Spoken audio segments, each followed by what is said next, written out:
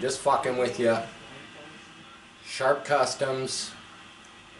Like, share, subscribe, all that, you know, the mumbo jumbo.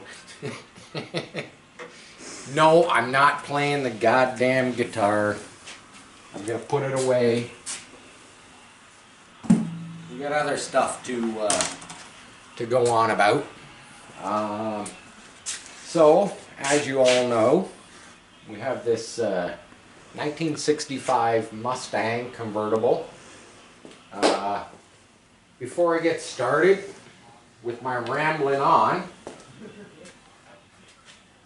I'd like to give a shout out. Bring that camera back here. We'll talk about that shit after. I'd like to give a shout out to Half-Ass Customs.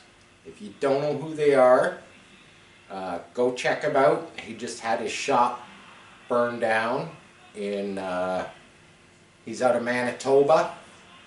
Cool guy, Brett. I don't have links and all that stuff on my website because, you know, Sharp Customs is new to the YouTube scene. We're still learning all this stuff. We're not tech savvy, you know. We just kind of work things. We kind of shoot things and work things and do things on the fly. I'm sure you all gathered that. If you go to my community page, there is a link there. You can find it. Let's roll on this Mustang. How about that? So we got the driver's door off. Did a few patches on it. That's where we'll start. Somebody had blasted a few holes in the bottom of the door, as you can see. The insert goes here, you know, the pleather, vinyl, whatever you want to call it. It's not leather, it's not vinyl, it's kind of in between. We call it pleather.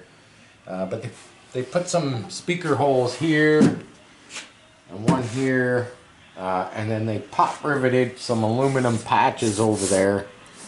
And we just wanted to make this look a little nicer. You know, not some black painted pop riveted patches. Basically what they did is they cut circles and then they folded the metal in or hammered it in. I just cut it out, made some patches. I didn't do the greatest job, you know. You could spend 100 hours, well, maybe not 100 hours, but you could spend a lot of time putting the patch in, butt welding it, making it perfect like it didn't exist. That's not really what we're going for. We just wanted to make it look like it didn't exist, but we did it the Sharp Customs way, put a patch in there, you know, didn't weld it completely, put a bunch of spot welds in there just to hold the material in. Put some short strand fiberglass on there. You know, we'll put some glaze on there. We'll get them painted up. It'll look pretty. It'll look pretty. It'll look pretty. So over to the car. Got the rocker. The rocker is in. It needs some more welding across this top seam, which gets covered by the sill. Whether I fill it or not 100%, because it will be buried underneath the sill. Did some work in behind the fender. We can't see it because I have the fender fastened properly now. We got this little spot here where the double lip, this spot right here, the double lip is actually missing.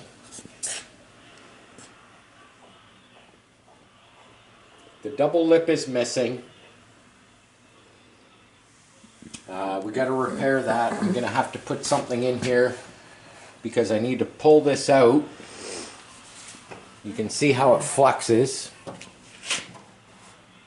It flexes a bit. I'm gonna have to put something in behind there just to kind of cure that issue, because when we had the door fit, this was just this area. The rest of the fender fits perfect. This area is just, it's like it's pressed in a bit. Everything feels good. It does have a little bit of fill in here, but we do need to pull it out just a wee bit. This was a little bit of work in here, you know. I hate to say it, but this car does have a lot of filler in it, and in the process of cutting this out, because they had the other rocker molded to the quarter panel, there was no seam here. This is the factory seam, and I kind of want to keep that factory seam. I don't want to butter it, you know, right over the way they had it. So I had to cut more material out of here, which meant rebuilding underneath the quarter panel. Yeah, there was lots of brass. You know, this car is full of brass. It's kind of unfortunate.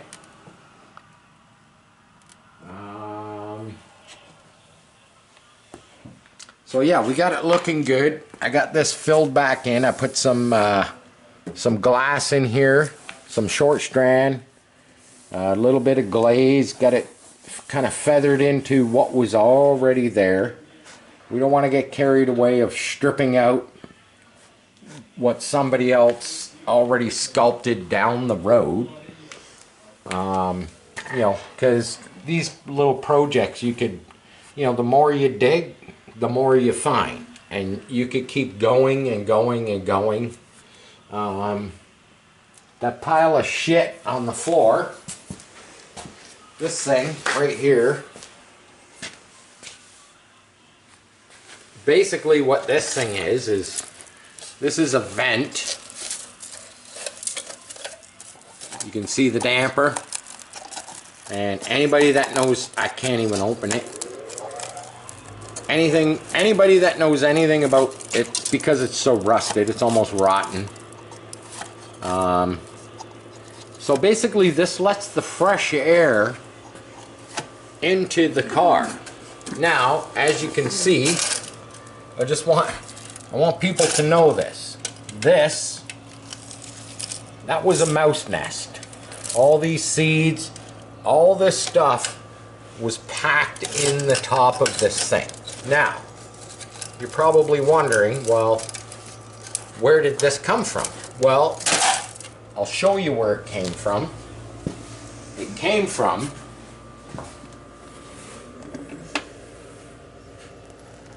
underneath the dash. Right up here on the driver's side. Now, what I want to explain, you can see there's a pile of, here's about a pound of debris. I'm not really sure. Well, it's a little bit of everything. Kind of looks like there's some shingle material, some rust, there's some tree seeds, but it come from up underneath there. But anyhow, it basically is a fresh air intake from Ford's perspective of, this is your cowl, this is where your heater for the car gets its fresh air. Now, they decided that right directly underneath here is where they would put a fresh air vent intake. Now these cowls, they do have a drain hole on either side, so when the elements, the rain, snow, whatnot, goes into this vent, and it runs, you know, it's kind of tapered, so it runs side to side as it melts, and it runs out the side, down the inside of the fender, onto the ground. Now, most manufacturers built their fresh air intakes or vents, side vents. They put them on the side of the car, on the inside of the kick panels, right here. But Ford decided that they would put one right below here. To me, that's kind of, and I realized they had a flange around the vent hole to direct water elements, to direct it around the vent hole. This here, you know, they would have had a flange on here. I'm going to guess this was part of it, to direct the water around this and go out the drain holes. But you know, you look at this and it's kind of, to me, it's a big old fail. And as far as what we're going to do with that big gaping hole underneath there, not really sure yet. You know, it's hard to get at. It's behind the dash. It's above the column. It's under the cowl. This cowling, in order to remove it, I would have to remove the windshield. I'd have to remove the fenders, the hood. Pretty much I would have to strip this down to the bones just to get at this hole. Now, that being said, I know for a fact, I have not yet looked, but I will investigate. On the other side of the front cowling, below it where the heater box resides, I know it's pretty rusty up underneath there too. And I'm willing to put money that if and when I remove the heater box, for curiosity purposes, I'm 100% sure if the drain hole on this side was plugged, I'm pretty sure the drain hole on the far side is plugged. And I'm willing to bet there's a great big gapping hole underneath there too. Moving forward, that's not going to stop us from doing, you know, this particular project was mainly the outside of the car. It was mainly, it started out as the rockers, few minor repairs, chips, paint chips mainly, you know, new rockers, fresh coat of paint, and that's still the road we're on. That's still where we're going. Outside of what happens, you know, we kind of want to keep the water out of the inside of the car. It is a convertible. They're notorious for, you know, leakage and whatnot. They're not perfect. You know, and you got to think of the year of the car. It's a 1965 Mustang. And this car was probably driven on a daily basis, you know, kind of like the K cars or the Tauruses of the day. You know, those cars were basically, in my eyes, no different than this car. This car was built back in the day as a Bic lighter. It was a, you know, buy it, drive it. About 5% of the people actually took these cars and stored them away and kept them in pristine condition. This, unfortunately, is not one of them cars. That being said, we're still going to do what we can do to make the car look pretty. And I'm telling you, in a few weeks when you see this, it's going to be an extensive amount of work, but this car will look, it'll look pretty. No doubt about it in my mind. I wish I could show you more.